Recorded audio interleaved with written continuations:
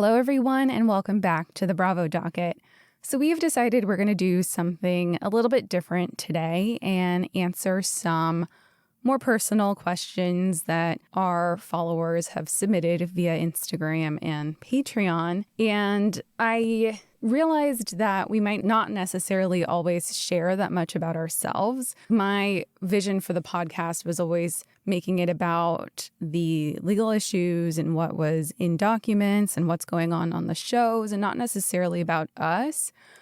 But I figured maybe some of you would want to know more things about who we are and what we bring to the table and the process by which we've gotten to where we are today. So yeah, this is going to be a little bit more personal, and there will be some Bravo at the end, so don't worry, and some reality TV stuff at the end. But for the most part, we'll be answering personal questions about ourselves. Anything to add? I'm really excited because Cesie and I talk a lot, but we're both so busy. In fact, I probably text message Cesie more than any other person throughout the day. But we're both so busy and we want to do such a good job on the podcast that a lot of times we get straight down to business when we start to record because we only have so much free time. I consider Cesie one of my best friends, but there's some things I don't know about you in here. So I'm really excited to hear your answers. Yeah. Likewise. And I always feel a little bit more guarded on the podcast. I don't know. It might be like my personal preference not to share that much.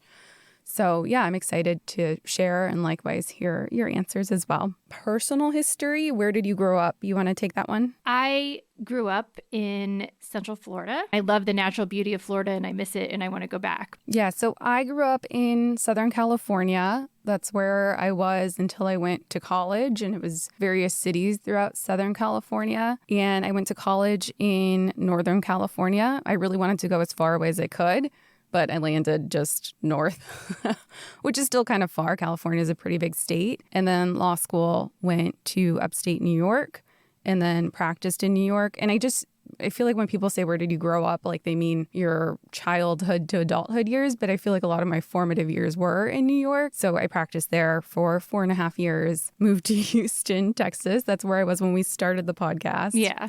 Then moved to San Francisco. I move a lot, and I am now moving back to Southern California to Los Angeles. So I'm like a nomad. I just can't figure out where to settle. And I feel fortunate that I've experienced so many cities. Yeah, I think that makes you a better lawyer too, because you have lived in different areas and you have different perspectives, because people in different parts of the country have totally different attitudes. One of my favorite movies is My Cousin Vinny, and that's a great example of that, about how they had to be there and understand the culture of Alabama because they're from New York and it's totally different. But yeah, you've moved at least 3 times since I've known you. I can't figure it out. Hopefully it's it. But also it's interesting because we don't overlap really at all. I think Texas was the only overlap, but even then we were in different parts. And Houston and Austin are very different. Mm-hmm. So what was your first car? My first car was a Toyota Corolla. My mom bought it for me for, I think, my 16th or 17th birthday, so very generous of her. And then she got approached by the car dealership because they wanted to do a commercial with people who had actually purchased the car. And she was like, no, don't use me, use my daughter. So I was in a local Toyota Oh my Corolla God, commercial. you were? Do you have a copy of that anywhere? I do. I put it up on YouTube under an old account. So it's on there. I think it was primarily on Spanish television, so I didn't get to see it in the wild. I think my grandma saw it. You have to post that on our Patreon. You have to post. You have to. Okay. I'll post it. And they didn't use me talking because I sounded too like I was trying to sell the car. I was like, well, I'm not a natural at this. I was like, the steering is great. Like, I'm not. I don't know. How old are you? How old were you? 17 or 18. I was in high school. Oh my God. I cannot wait to see this. Yeah. And my mom says it like paid off itself. So that was cool. Wow. But yeah. That's really cool.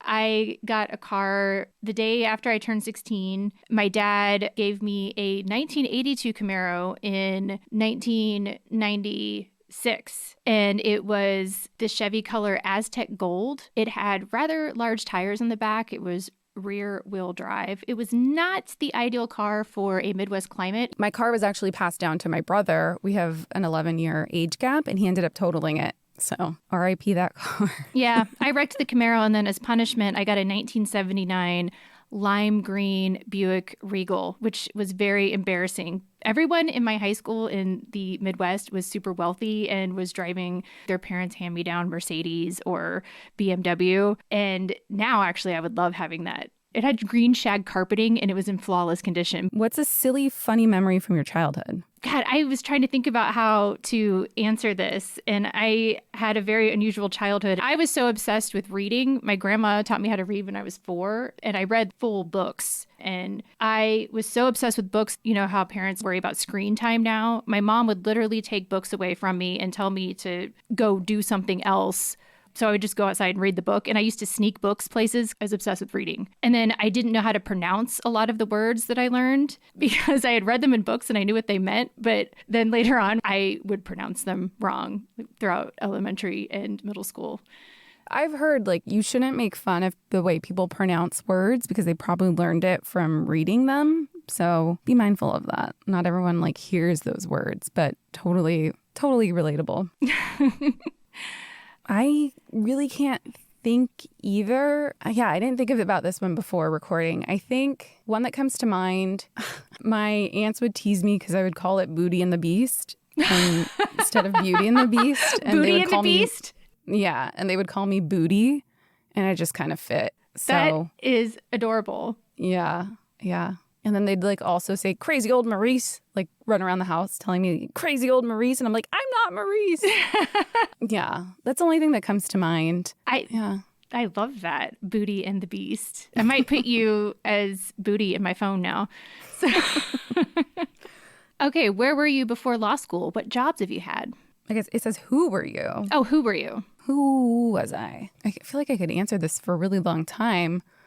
But before law school, I guess like growing up, I was always performing. My mom put me in dance when I was really young. So I was always dancing around, doing performances. I was in a professional salsa group. We would go around doing performances and competing and going to various showcases. Like I traveled to New York and I was pretty young. It was from when I was like 11 until mid-teens I was performing. I was also doing dance classes at studios. And then I was in our like high school dance team. So we competed there as well. I kind of stopped in college. In high school, I also took up, middle school, I took up choir. And then in high school, I was in 2 choirs throughout my time there. So I think it's safe to say I really wanted to be a performer. So much so that I wanted to take up theater as well in high school. And my counselor was like, are you going to go to Broadway? And I was like, oh, wait, am I not supposed to be doing that? Like, okay, let me like switch out theater for AP chemistry instead. But I just loved being on stage and dancing and singing and doing all that. So that's, I guess, who I was before law school. And then college. So college, like, yeah, I just kind of kept my head. No, that's a lie. I didn't keep my head down. I worked hard. I had a lot of fun. And then, yeah, landed at law school. But not landed, I worked really hard. But my first job, I haven't had careers before being a lawyer, if that makes sense. I have had jobs. I worked at Starbucks was my first job. And I worked at a pool. Were you a lifeguard? I can't swim. No. Wait, you can't swim? I didn't know that about you. Yeah, I can survive. They made us do like a lap at the pool as part of like if you worked there, you have to be able to do a lap. And that was very difficult for me. I was like the front desk person that would register people for summer classes or check them in to use the pool and put the wristbands on and like flirt with the lifeguards. But I was not a lifeguard and they offered to teach me how to swim. But I don't know. I was like in high school and I was like, oh, you're so cute. Yeah. So I've had jobs. And then I worked at a law firm before I went to law school for a year, just because I wanted a separation between college and law school. And then I went to law school and became a lawyer. So what'd you do for the law firm and what kind of law firm was it? So it was a law firm here in San Francisco and they did a lot of real estate. So I was helping out. They called me a clerk, but I did like a lot of editing of documents and then helping with due diligence for real estate closings. I was like, I don't like it. That was very transactional and corporate. And I already knew going into it, I wanted to do litigation. So that just sealed the deal. I was like, I don't want to do this anymore. But the guy I worked for, he still works here. I should reconnect with him. He was really nice and he gave me so much advice for writing my essays and getting into law school. I probably wouldn't have gotten in without his supervision and help. Oh, yeah. You got to send him a present or a thank you note. Yeah. So, yeah. What about you? Well, I had a lot of jobs. I started working when I was 14. I worked in my dad's car dealership as the sort of kind of receptionist, file clerk. They were just kind of giving me odd things to do. But I'm a very friendly person, and I started there and I was really excited to meet everyone, and none of the mechanics or car salesmen would talk to me. I would literally say hi to them and they would run away. And I thought they just didn't like me, but it turns out they were all just afraid of my dad, and my dad had told them all to stay away from me. So it's fair. It's like, do not talk to my daughter. It would have been nice if he would have told me that beforehand instead of just me thinking no one wants to talk or say hi. And then I worked in retail. I always had jobs because it was way easier for me to go to work and have a job than to negotiate with my dad for money. I worked at a department store, and then pretty much as soon as I turned 18, I started cocktail waitressing, and I did that for a few years, and then I bartended for 10, 12 years. And for anybody that wants to do litigation, 100% recommend working in the service industry for a while. It really helps you learn how to just talk to anybody. When I first started bartending, I had to work the crappy shifts, and I would read the entire newspaper because I needed to be able to talk to whoever came in and make them want to sit there and buy more drinks and tip me.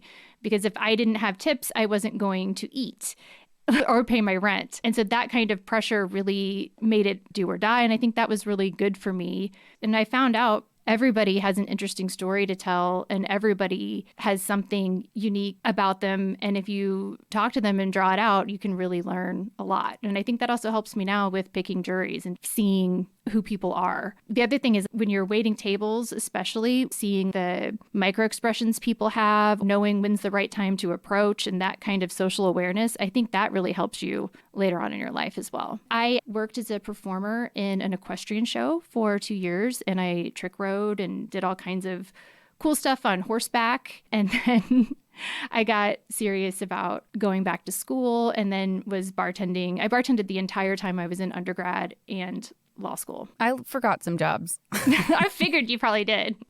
Yeah, because my mom, my whole family has just been like, you have to work. Similar to you, I started when I was 15 and a half at Starbucks. Like I worked as soon as I could. But I left out in college. I worked at the gym. I used my pool experience to check people in at the gym on campus. And then I also worked at this, the Lawrence. I went to Berkeley. They have a really well-known, prestigious lab. So it was the Lawrence Berkeley lab. And I worked there helping the recruiter. So I did recruiting for the lab. And then in law school, I didn't work, but I was on this journal where they paid you for summarizing Supreme Court decisions. Oh, wow. Yeah, you got payment by the hour. So, wow. Yeah, I forgot my school jobs. Okay, so when did you know that you wanted to be an attorney? I think I've said this before, but I didn't even know an attorney. The only thing I knew about attorneys was attorneys you saw on TV. But I just kind of thought I would be good at it. And then when I went to undergrad, I double majored in philosophy and political science. And I was still pretty sure that I wanted to be an attorney. I just had a feeling I would be good at it. I will say that when I first got into law school, I thought I'd made a horrible mistake. But I'll talk more about that later. What about you? It wasn't super clear to me either. Like similar to you, no one in my family was an attorney or even a professional for that matter. Really, like my parents were the only people that I knew that kind of found professional careers, but that was kind of in tandem with me figuring out stuff myself. So I kind of didn't know what career paths were out there beyond the ones that I knew were stable and would make you money. Kind of like, you know, being a lawyer, being a doctor. Like my family, about every side. I say every side because I have my mom, my dad, and my stepdad, but they all immigrated here. And it was just kind of like the thing you do. You go and you become like a lawyer or a doctor. Or, you know, I didn't really know that you could like become an artist. Of course, like I had that woman who was like, oh, you want to be on Broadway? And to me, when she said that, I was like, wait, can I do that? I don't even know. Like, maybe I can't. There's probably no money there. So I just always had it in the back of my head that I had to do something that was stable and reliable and like make me money and like a lot of money. And my family grew up really poor. And so like money was a really big factor. I'll just be honest. Like I wanted to have the ability to just buy stuff without really thinking about it. Yeah.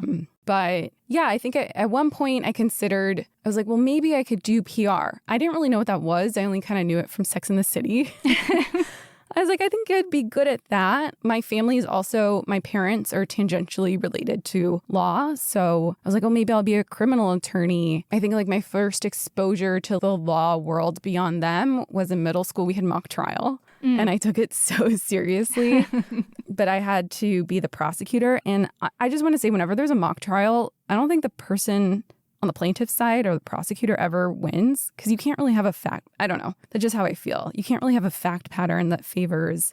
If it's a criminal case, yeah, it's beyond a reasonable doubt. That's really difficult. In that type of mock trial, that's very difficult. Yeah. So I just felt like it was rigged and I wanted to do it again and do it fairly. So yeah, I always had in the back of my mind from middle school, from my family being, or my parents being like tangentially involved in law, and then just because it seemed like a safe option. But yeah, like you, I had no idea what they did. I know that subconsciously, because my parents were divorced and they were so opposite in how they viewed everything, and the only reason I got to see my dad's side of the family was because of a court case that lasted 2 years, and realizing that the court and the law and then the lawyers that argued that law had the power to make that happen. Somehow this framework of the law, if you knew how to use it, then you could make things happen or stop things from happening. I can remember being very little and thinking I wanted to be a lawyer. And I realize now that that was why, because I wanted to know how that worked. And then I wanted to not feel so powerless, I think. And I saw law as a way to have more control or understanding of how things actually work. And I believe that that's 100% true. Would you say that's why you became an attorney and what inspired you to go into law? Yes. Go into law? Yeah, okay. definitely. That's the next question. Yeah. Why did I become an attorney and what inspired me? I think it's what everything I just talked about, the stability of it. I similarly thought I would be really good at it. Everyone always said I had a problem talking back or arguing back, but I just felt like people never really fully explained things to me, and I deserved to know. I think that young girls like us question things. We're not going to just accept what you say. We want to know why we're supposed to do that, or why this works this way, or why is this rule, or if there's this rule, is there an exception to the rule? Young girls get penalized for that, even by people who are very well-meaning, much harsher than boys who ask questions. Mm-hmm. I really think you and I have very similar personalities, and that helps us in our careers now. But I got told some of the same things. I was bossy, or I asked too many questions, where I think if I had been a male child, I would have been taken more seriously. Yeah.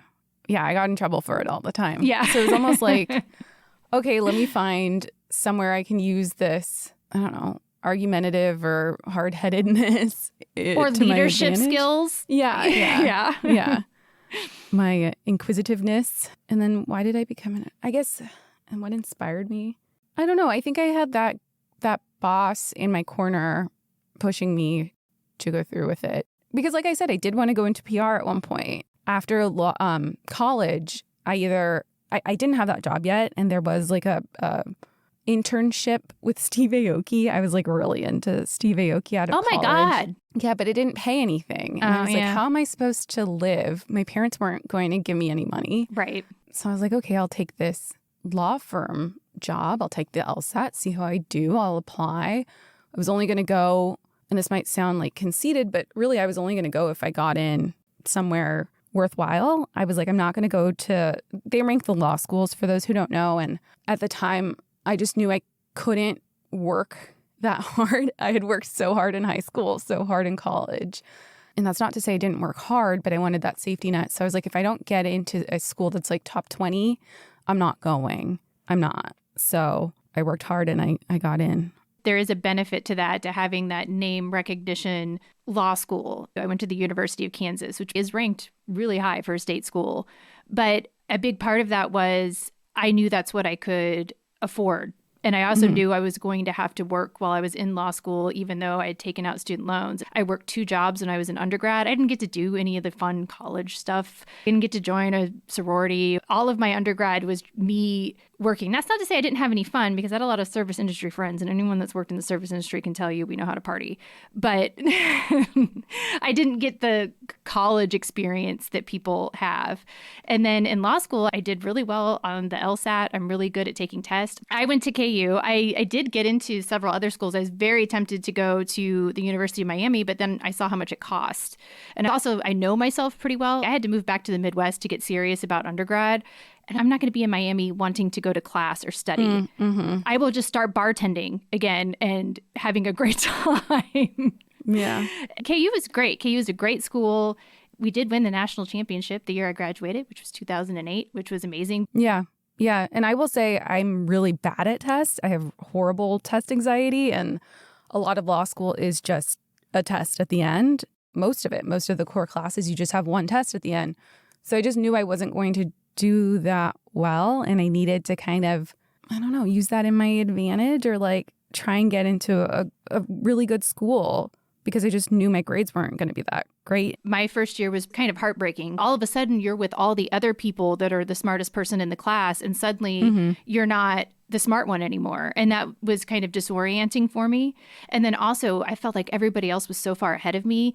Everybody else either had parents as lawyers or their uncle was a lawyer. Literally in my small section, one of the girls, her dad was a federal judge. The other one, his dad was the dean of the law school. Meanwhile, I didn't even know a lawyer. Everything was so foreign to me. I learned by doing, really, and everything was so esoteric and...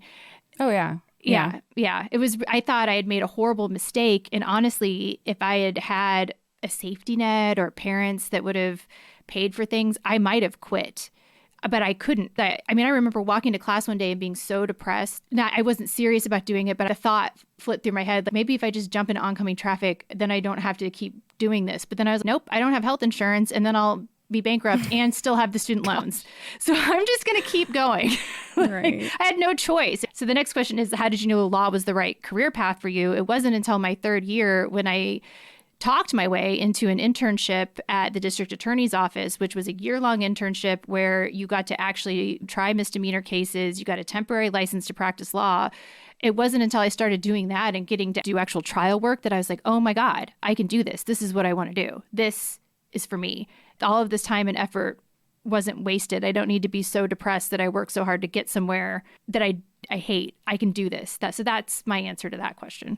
Yeah, I think for me, it was like once I took the LSAT and once I had my applications in, and once I got in, it was like the bus is already going, the train's already in motion. I just have to stay on. So even though, my first semester wasn't great and my second semester wasn't any better, I was like, I just have to make do and keep at it. And I think I realized it's really hard your first year to realize it's for you, because most schools, you're taking these classes that they make you take and you're not going to like all of them.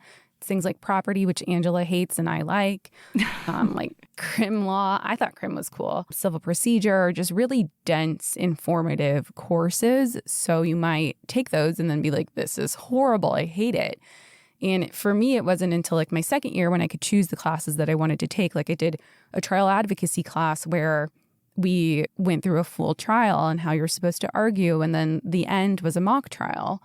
It wasn't until then when I was like actually doing it and performing that it felt like it all clicked. And I was like, well, this is what I want to do. I don't want to sit in a lecture room and learn about Twombly Iqbal. I don't care about that.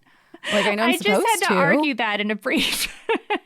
I know we're supposed to care about that stuff, but I just find it kind of boring. For me, it was boring when you're not using it, when you're not actually using it to advocate or defend, when you're just learning it. Did you feel that way? Yeah, for sure. Yeah. Yeah. And I struggled really hard with like contracts, which like a contract, they're in like every business negotiation and deal. And it just it didn't make sense until you put it into use and you're like, okay, this is a contract. Someone breached it.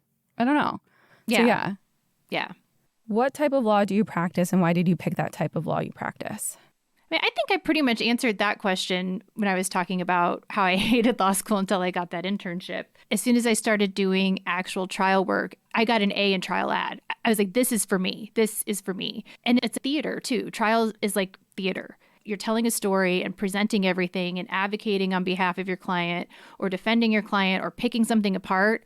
I just knew that trial work was for me. And I haven't deviated from that the entire time I've practiced. What type of law do you practice? Oh, well, I am a trial attorney. I do products liability defense. I've done that for a long time. My entire focus has been trial work. So litigation. Okay. So for me, I went into law school thinking crim law was pretty cool, but then I quickly realized at the law school, I was at Cornell, that there was a natural path to going into big law. And in a big law firm, you don't do criminal work unless you do white collar work. So I just knew I wanted to go to a law firm with really strong litigation and trial work. And as a summer associate, so, okay, let me step back because I know this isn't the same at every law school, but the way it works for the law school I was at is that after your first year, you start interviewing with law firms. They come to you, you interview with them. So it was just kind of a natural funnel into a law firm. And then you have your second year, then you summer for them after your second year, and then you get an offer at the end of your summer, and then you go into third year with an offer, and you start after your third year. So as a summer associate, so between my second and third year at my firm, I tried white collar work and I tried intellectual property work. And I really wanted to do intellectual property or try it because it seemed to have the coolest cases.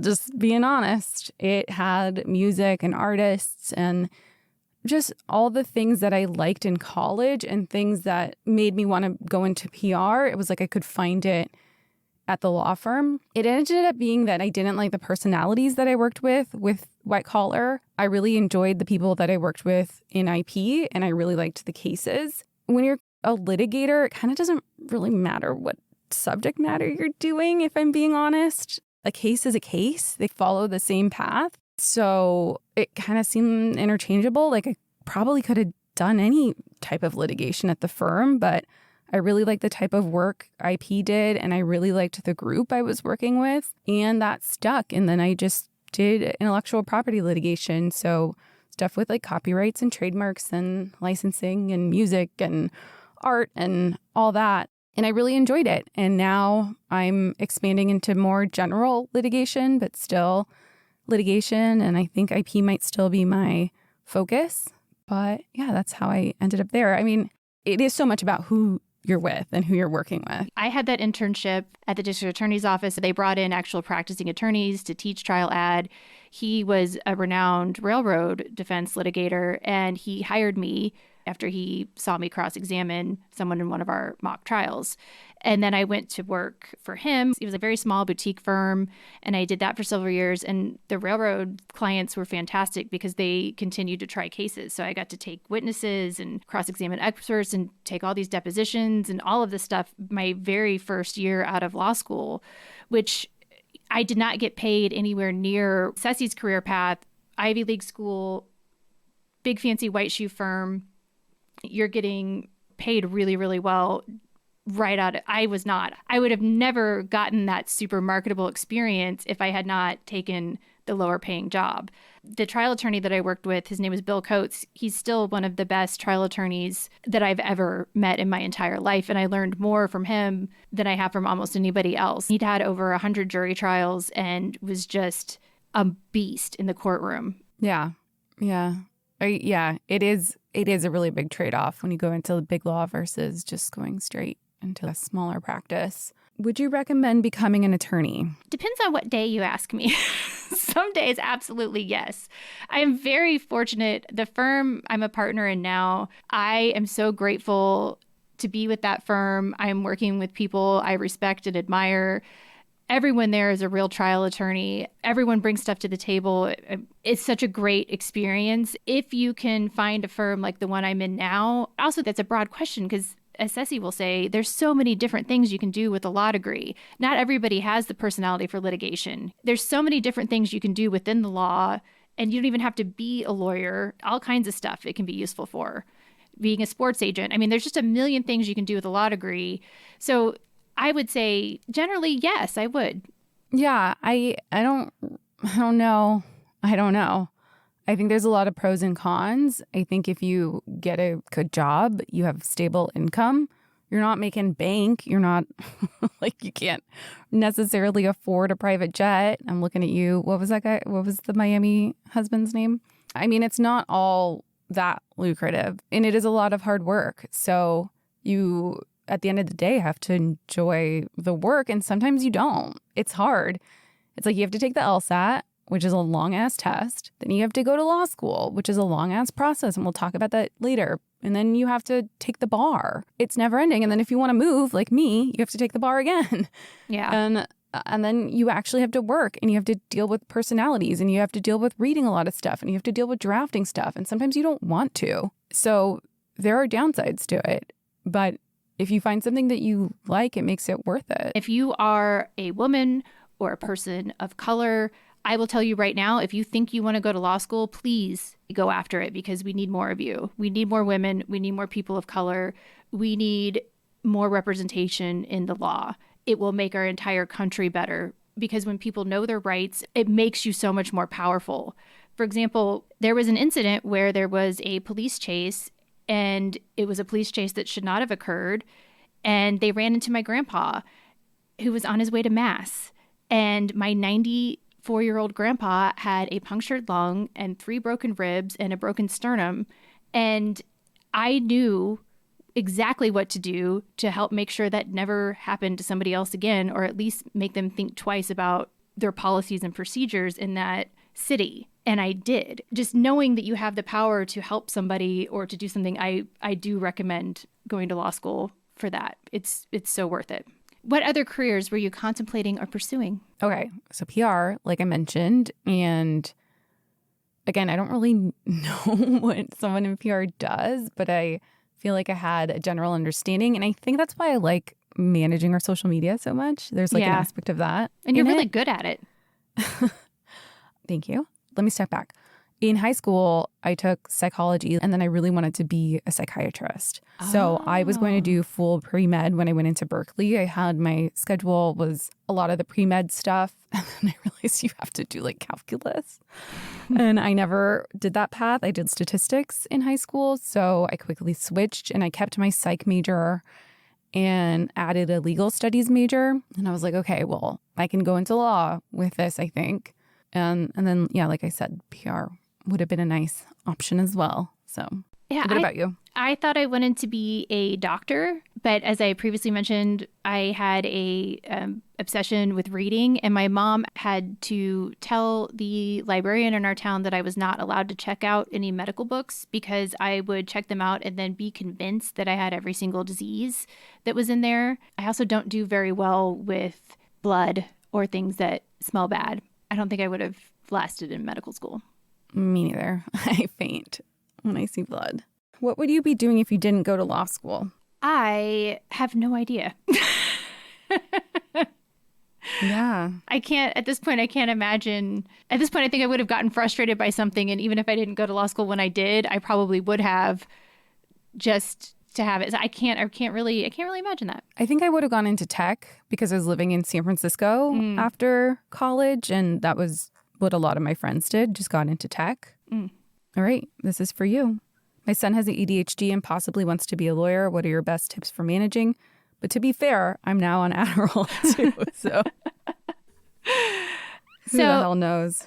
Okay, if you have ADHD and you want to become a lawyer, that's totally fine. The other thing I would say is don't ask for accommodations with your test taking and things like that because you're going to have to function in the world where they're not going to give you accommodations. I didn't have any accommodations with any of my test taking. I took the same test at the same time in the same way that everyone else did. I didn't even consider asking for that.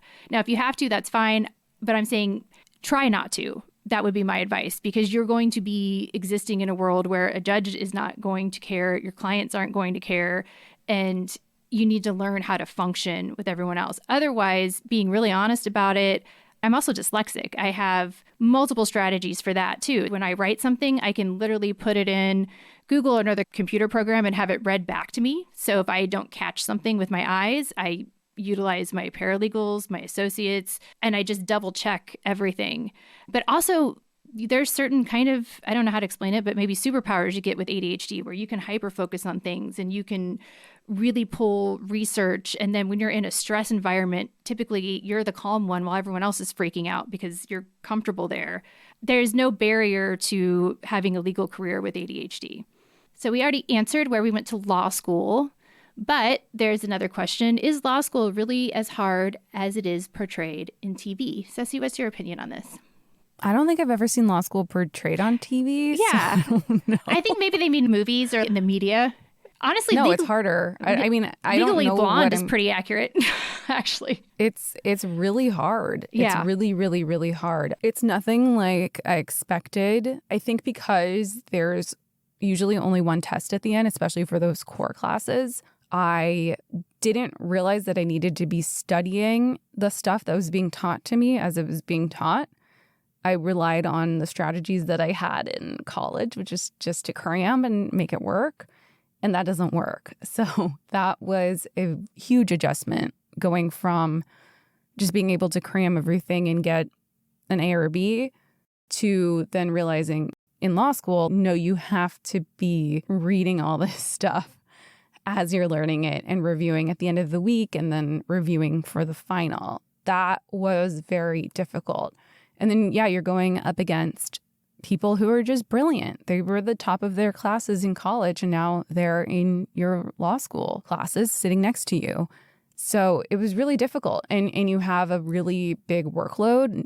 None of the classes your first year are just throwaway classes. Like I remember in college, I took music history for fun, American music history. You know, that was like a class and I got credits for it, but that was just a random, easy class. There wasn't that in law school. Every class was difficult, and it was similar in that it was just one test at the end. And it's stuff I had never learned before. That stuff was just so foreign. So you're coming in with a baseline 0. You're coming in, everyone else is just as smart as you or smarter and retaining this stuff better. And, you know, for me, I wasn't studying every week. So it was really, really, really hard. If it's a scale of 1 to 10, with 10 being the hardest, I would give it a 12. Part of the problem for me, too, was I kept working on the weekends, and then I didn't really have much of a support system in law school because I was bartending on the weekends. I'd have to drive 40 minutes to where I'd been bartending before I started. And everybody had all these outlines that have been passed down, and I didn't know about them. These outlines were so specific, they'd even include jokes that the teachers made. And I didn't find out about those until later. And again, it's just so esoteric and there's not a lot of practical knowledge as far as you're learning this because when you have a client that wants this is what you need to know. Especially the first year, I didn't understand what the teachers were looking for on the tests, and it was a lot harder for me to organize my thoughts. I wish now that I had just gotten the Barbary stuff, the bar prep stuff in the very beginning. Yeah. So if you're starting law school, go ahead and get that right away, first year, and start looking at that and learning what you need to learn. I wish I had known that. And I know. Yeah. Yeah. Yep. I agree. And then like I had a lot of anxiety, and there's a lot of cold calling, especially at my school. I don't know how your school was, but... Oh, no, it was that way. We had somebody pass out once because you would have to go to the front of the classroom and stand up at a podium while the teacher was calling on you. And we actually had somebody pass out one time because it was so stressful. Yeah, I would prepare for it. But then the thing that came out of my mouth didn't match what I thought I was going to say. So it was just like so stressful. I'm about to turn 40 and will be applying to law school in 2024. Any tips? You're going to be great. The people that actually had real world experience and had jobs and all kinds of stuff that started law school, they did really, really well. I think you have more just practical real world experience and you're not kind of so shell shocked. Also, what Cesie and I just said, get the Barbary stuff your first year. And when you're taking your contracts exam, that will help you and property and everything else. I think my tip would be like for the applications itself, maybe don't write what the obvious answers might be for the personal essays. Make it interesting. Yeah. Don't talk about a mission trip or something else. Because a lot of people have the same stories. So you want to maybe say it in a way that makes you stand out. I mean, I would still give the advice of trying to get into the best possible law school you can, because it will pay itself off in the end if you can land a high-paying job after. And then after that, you can follow your heart's desires and your dreams. But I just found it to be an easier path forward if if I had to do it again, I'd do it the same way. Any tips for surviving 3L? I'm trying to remember my 3L year. My 3L year, I was doing that internship, and then I was still bartending on the weekends. That was rough. I was going to law school full time, bartending on the weekends, and then so I'd wake up in the morning, go to class, and then go to my internship at the DA's office. And I can't really remember a lot of my 3L year because it was so hectic. But just focus on the end goal, which is passing the bar exam.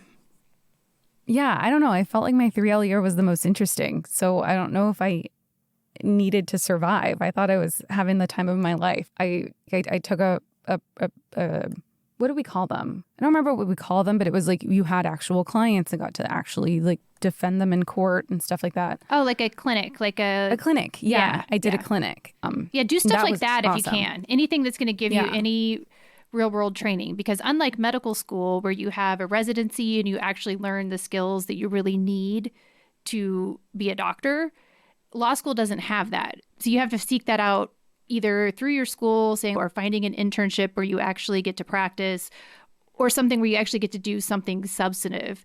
If you go to work at a big firms have huge clients. I'm in a big firm right now. You don't give substantive work to baby attorneys because the client does not want that. So do whatever you can to get practical experience, even if you're volunteering or you're only getting paid $8 an hour. It doesn't matter. Yeah, it's so totally that's what I was worth going to say. My 3L year was filled with so much experience and just, I don't know if I have any tips for surviving, because to me it felt like just worlds different than 1L year and even 2L year, because I was enjoying myself and doing things I really liked. I didn't want it to end, actually. Taking the bar exam soon. How do I avoid panic, dread? Would love to hear experiences. You can go first on this one. So I had a system. It was do or die for me because I had a job, but I wasn't going to get to keep that job if I didn't pass the bar exam.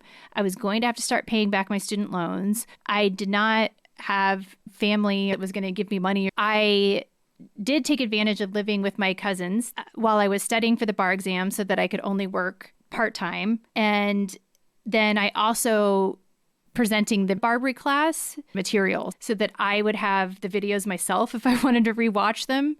They just give you all these videos that you play and everybody sits and watches, and then you take practice tests and stuff. If I didn't pass, I was going to be totally screwed. So I had everything organized down to a T. I woke up in the morning, I ate this. Then I spent this much time working at the law firm I was at. And then the second part of the day, by noon, I would go on my run in the middle of the day, and I'd run 2.5 or 3 miles. Then I'd go home and shower, and then I would go to the place where I was putting on the Barbary class, and I would do that. And then I would go home after that was done and then study for another hour and then eat dinner and go to bed. And that was a set routine. So I knew exactly what was going to happen each day, and I did not deviate from that. For the next couple months of my life, this is the only thing I'm doing. Taking away the uncertainty of what I was going to do each day helped me a lot. I also felt, okay, I know I've done every single thing I can to pass this. But when I sat down to actually take the bar exam, I was shaking so hard. I was having a hard time bubbling in the answers because I knew I had done everything I could to pass. What could I do different next time if I don't pass this time? But being really organized about your study plan, I think, is helpful. Yeah. So I took the New York bar, and now I'm studying for the California bar. So I'm in the same boat as you, question giver. The first time I went and I lived at home, a lot of my friends stayed in Ithaca to study, but I was like, I know I'm going to be really distracted. I want to hang out with you guys. So I just went home and had a little room set up with a desk. And I actually did also work. That's when I started volunteering with the Legal Aid Society, the domestic violence clinic. So I would work by day, and then at night I would study. And Barbary, I don't know if they still say it, but they were like, once it hits 4th of July, that's when you have to really put your head down and just focus on this. So I worked until 4th of July and then stopped, and then just really, like Angela, set up a schedule, and it was just like eat, sleep, study.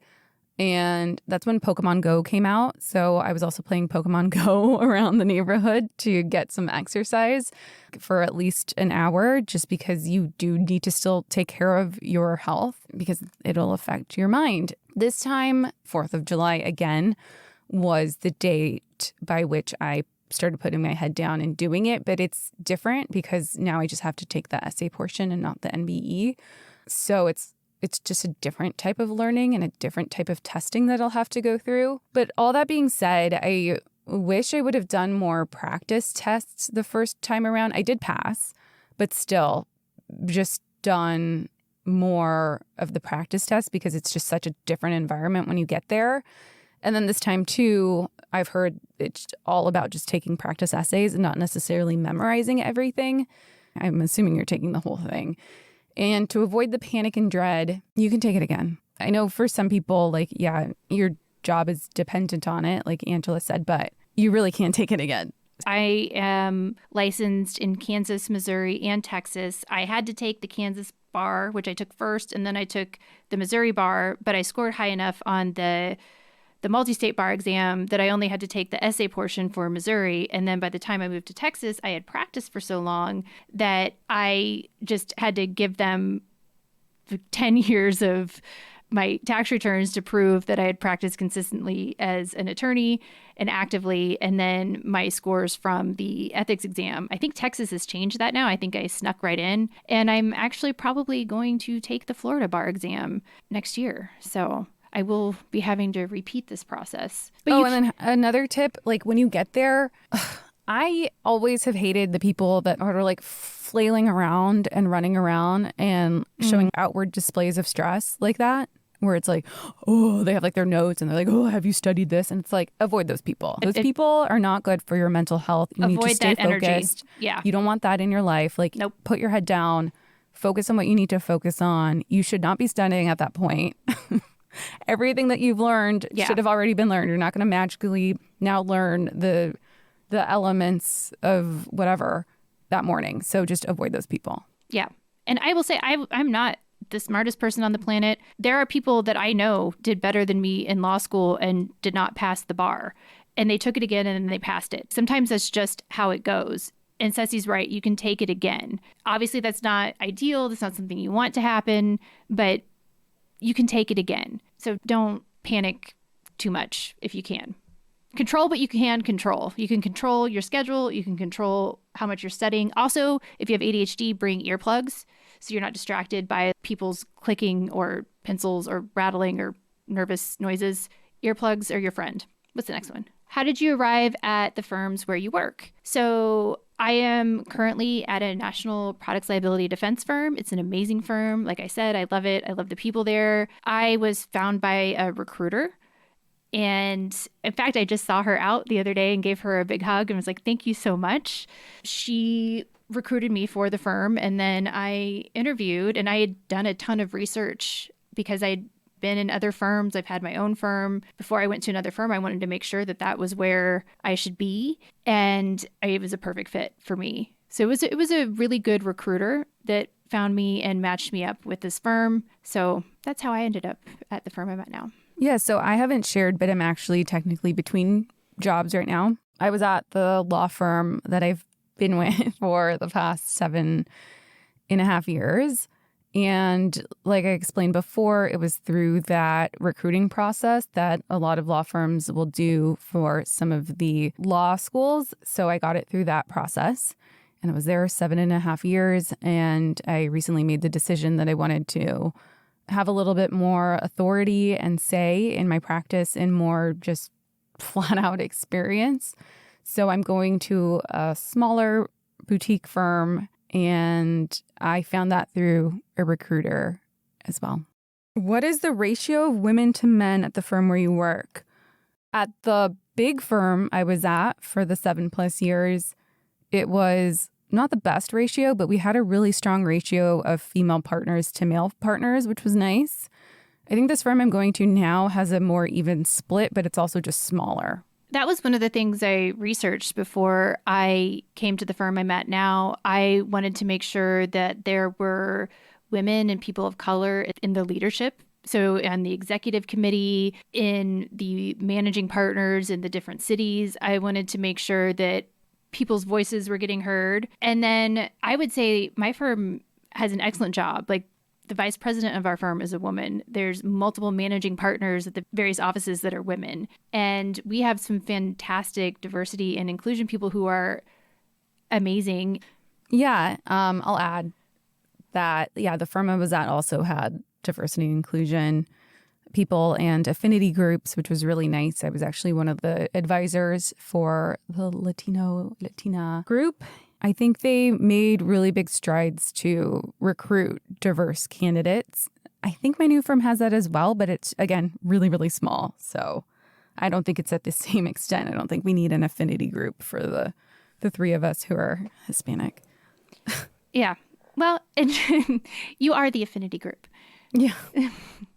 And because this question was asked, so the firms that I worked at before I came to this firm, both of those firms, I was the only female attorney. Now, I was working in a very boutique niche field doing railroad defense, and there just were not a lot of female railroad trial attorneys. I absolutely loved defending the railroads. I loved learning about the industry, but I was the only female attorney in both of those firms. And it would have been nice to have another female attorney in one of those firms that I worked at. How big are the firms where each of you work? So the first firm I was at that I recently left was, I think, over 1,000 attorneys. I know we had, 10 offices in the U.S., maybe 5 or 6 outside of the U.S. So it was a big firm. I was fortunate in that, like I mentioned, I moved around a lot. So I worked in our New York office, I worked in our Houston office, and then our San Francisco office. So I got to see a lot of those attorneys. Of course, not all of them, but I got a good subset of it. But it was massive. And then the firm I'm going to now, I think there are 40. So it's just such a huge difference.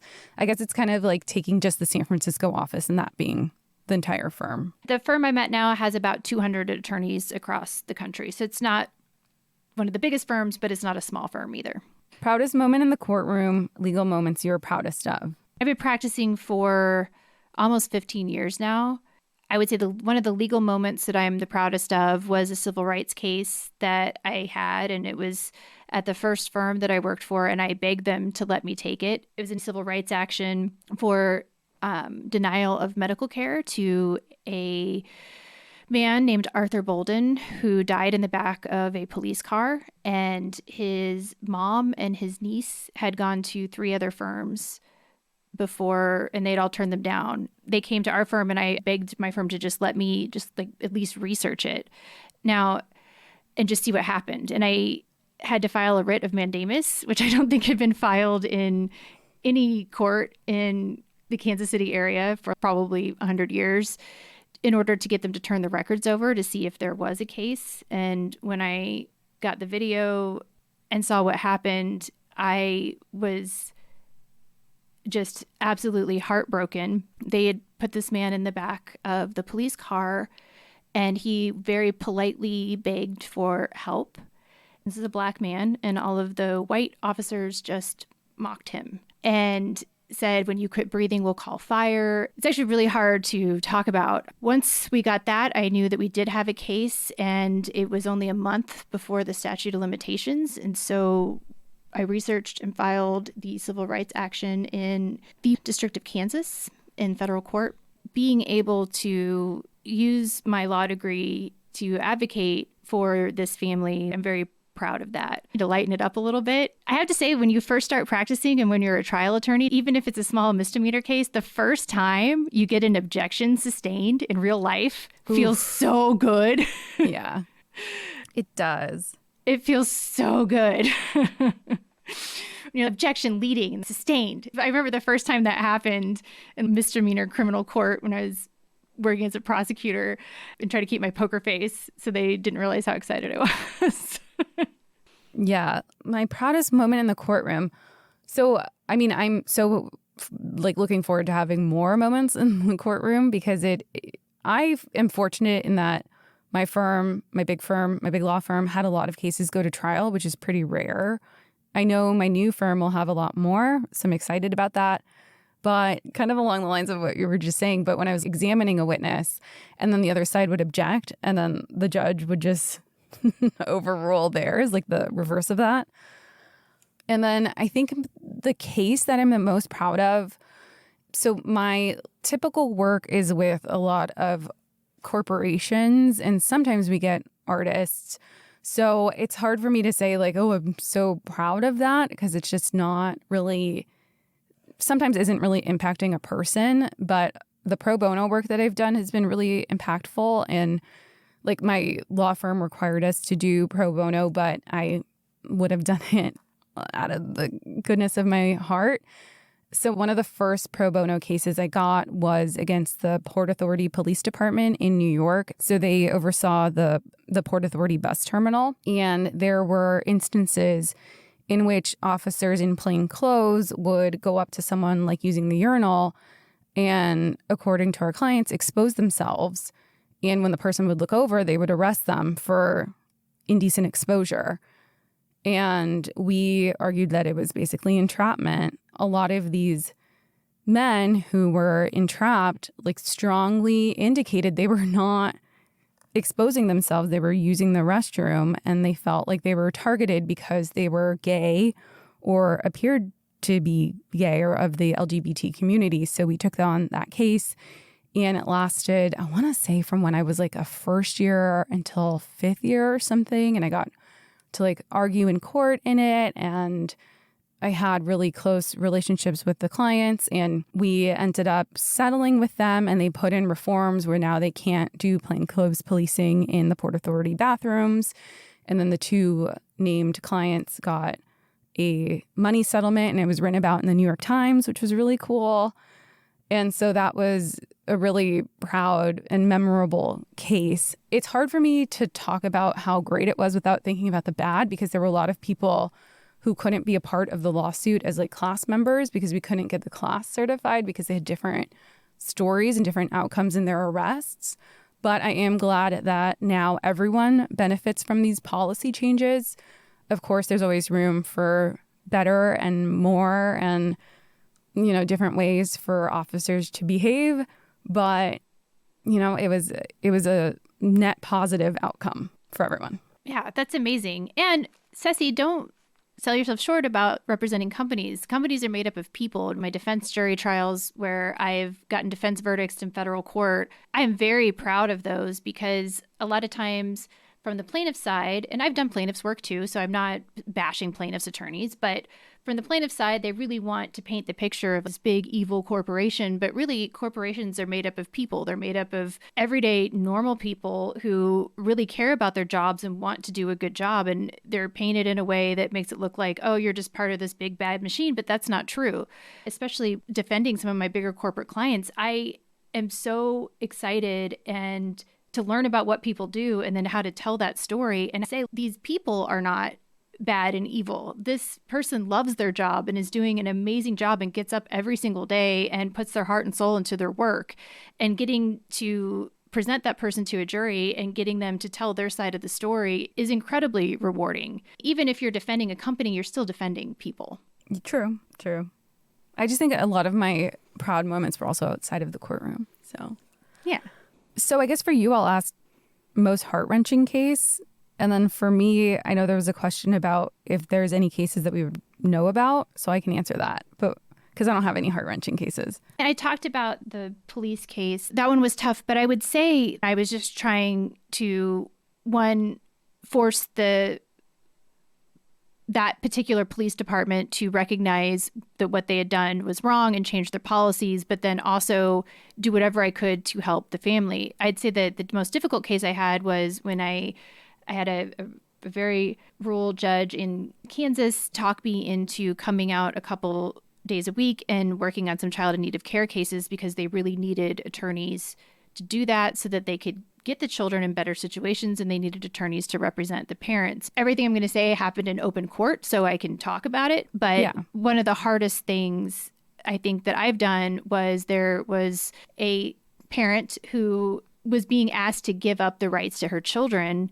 And I knew from talking to her and meeting with her that she was not in a psychological state where she would understand what she was doing if that happened. And I had to assert her constitutional rights. And I had to walk into that courtroom, and the judge, the attorney on the other side, all of the social workers were absolutely furious and just hated me for making it more difficult for this to happen. But my job was not to make them happy.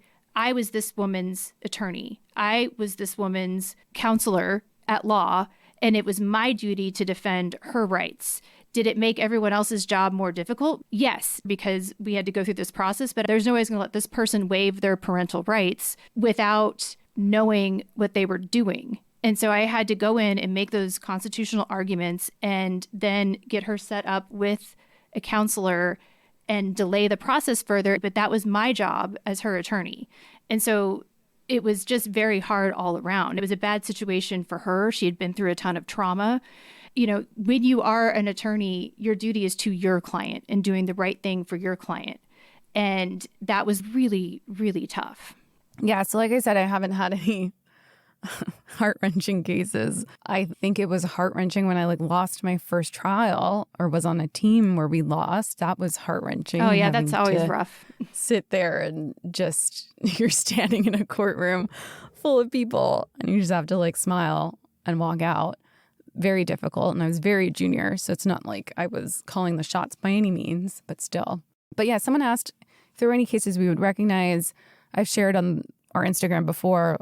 My last trial with my firm was representing T.I. and Tiny.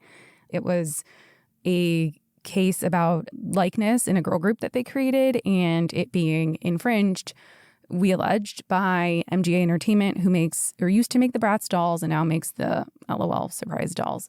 So that was very high profile in the sense that there were a lot of articles about it. That was interesting, having to navigate that. So that's probably the most recognizable. I had a lot of music cases that involved infringement, secondary copyright infringement of the songs. The songs were all songs that we all know, but it wasn't really about the song chorus or whatever being infringed. So if you looked at the files that we were talking about, yeah, you'd be able to recognize them, but it's not it wasn't anything that was in pop culture. So should we stop here? Yeah, next episode is going to be your podcast questions, a bunch of miscellaneous current event questions, and then a bunch of fun questions, including a bunch of housewives questions. And then Cesie and I each have some questions that we're going to ask each other that we just kind of added ourselves to the list that we got from you guys. You guys asked a lot of really fun questions, and I hope you guys enjoyed this, and maybe it helps somebody that's thinking about going into law. Or if you're not going into law, maybe you found it entertaining.